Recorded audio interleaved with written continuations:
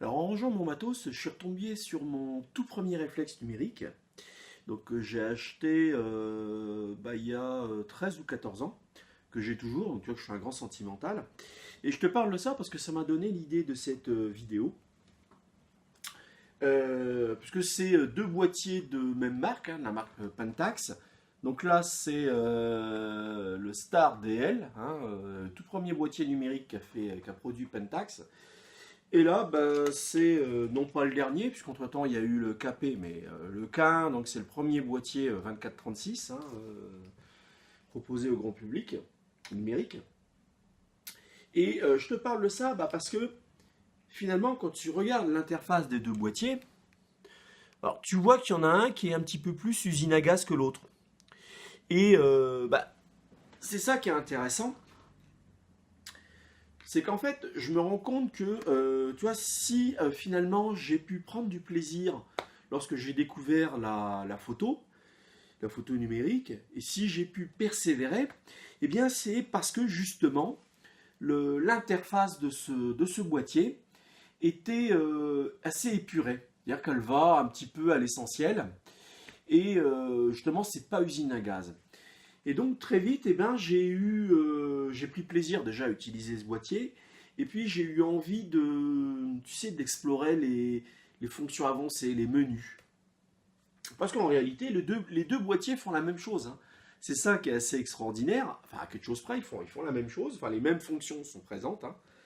C'est-à-dire que dans les deux, évidemment, je peux jouer sur ce qu'on appelle aujourd'hui le fameux triangle d'exposition, hein, c'est-à-dire ouverture, temps de pause et ISO. Euh, Bien sûr, j'ai le barillet avec les différentes fonctions, là, PASM, en plus les modes, là, je sais plus qu'on appelle ça, là, les modes scène. Alors, bien sûr, le mode vert. Bon, et puis voilà, quoi, la touche play hein, pour visionner la photo, menu, info, poubelle, fonction, hein, qu'on pouvait personnaliser, il me semble. Puis là, le fameux trèfle. Mais c'est justement parce que l'interface était simple que ça m'a pas rebuté, que ça m'a pas paru insurmontable d'envisager à un moment donné d'apprendre à maîtriser ce boîtier. Tu vois, c'est un peu comme si lorsque tu apprenais à conduire, eh bien, on te mettait au volant d'une voiture de course où là, faut être hyper pointu, hyper, je sais pas, précis, faut vachement anticiper tout un tas d'éléments, tu vois. Alors que si tu apprends à conduire sur une petite voiture, eh bien, bon, déjà la maîtrise du gabarit est plus simple. Enfin, tu vois, il y a tout un tas d'éléments qui font que ça va pour toi être plus simple d'assimiler tout un tas de concepts de base. Et une fois que tu as assimilé ces concepts, et une fois que tu as un peu accumulé de l'expérience, oui, tu peux passer à des modèles de voitures un petit peu plus pointus, un petit peu plus exigeants, hein.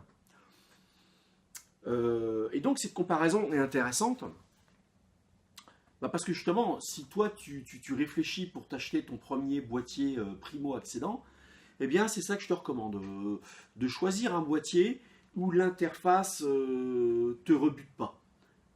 Et donc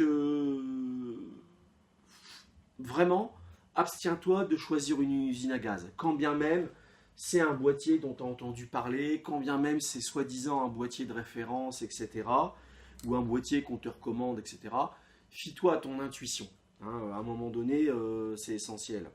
Et encore une fois, je te dis, toutes ces fonctions, en fait, c'est ni plus ni moins que des touches raccourcies, hein, donc qui sont des raccourcis vers des fonctions. C'est intéressant, ces touches-là, quand justement tu maîtrises les concepts des raccourcis auxquels ils sont associés, c'est évident, hein.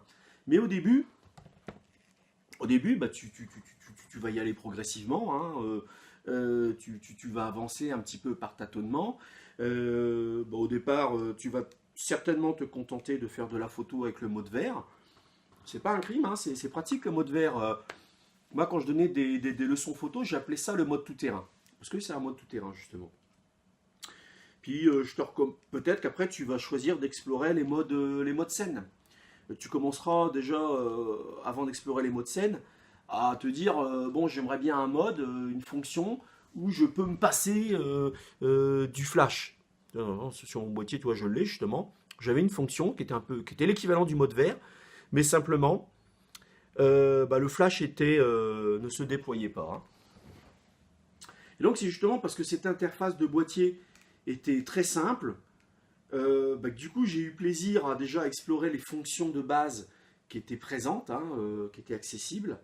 Et puis, ça m'a donné goût à la photo. Donc, quelque part, si 15 ans, 16 ans après, eh bien, je suis toujours là et je suis là en train de faire des vidéos pour partager cette passion avec toi, c'est grâce à ce boîtier, tu vois, qui peut paraître tout simple, hein. Alors, tu vois, ce qui est quand même intéressant, c'est que malgré qu'il est simple, il y avait quand même la fonction AEL, c'est-à-dire finalement la mémorisation du point blanc, hein. Et je me souviens que j'ai très vite appris à l'utiliser parce que c'était très pratique en fait, hein. Je mémorisais l'exposition, enfin la mesure de lumière, je mémorisais donc la mesure de lumière et puis après je composais mes vues, tu vois. Donc c'était très intéressant. Il me suffisait de savoir que il fallait que je pointe la paume de ma main, tu vois. J'appuyais à mi-course. Là le boîtier faisait une lecture de la lumière. Je faisais un déclenchement, je vérifiais sur l'écran que l'exposition était correcte, et si l'exposition était jugée correcte, je mémorisais la mesure de lumière, et après je faisais mes photos, tu vois. Rien que ça, tu vois, déjà de comprendre ça, pour moi c'était hyper utile. Alors pour te dire qu'avec un boîtier tout simple, en réalité, on peut faire à peu près les mêmes choses, enfin les mêmes fonctions sont accessibles. T'as pas un potentiel qui est bridé, quoi, hein. C'est très important parce que moi, encore une fois, qui ai été vendeur aussi plus tard, je me suis retrouvé vendeur dans une boutique photo. Bien sûr, c'était l'une des grandes interrogations des gens, des primo-accédants, hein, c'est-à-dire les gens qui s'achètent leur premier boîtier. C'est de savoir, ouais, mais là, ce boîtier-là, entrée de gamme, etc., il correspond à mon budget, quelque part, il me plaît bien, mais est-ce qu'il fait la même chose qu'un boîtier plus évolué?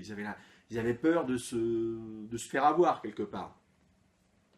Eh bien non. Avec un boîtier tout simple, tu vois, tu peux faire les mêmes choses. Aujourd'hui, je pourrais réutiliser ce boîtier, hein, qui marche encore d'ailleurs, tu vois. Voilà pourquoi je suis aussi fidèle à la marque Pentax, c'est que c'est des boîtiers extrêmement fiables dans le temps. Selon moi, ça n'engage que moi. Enfin voilà quoi.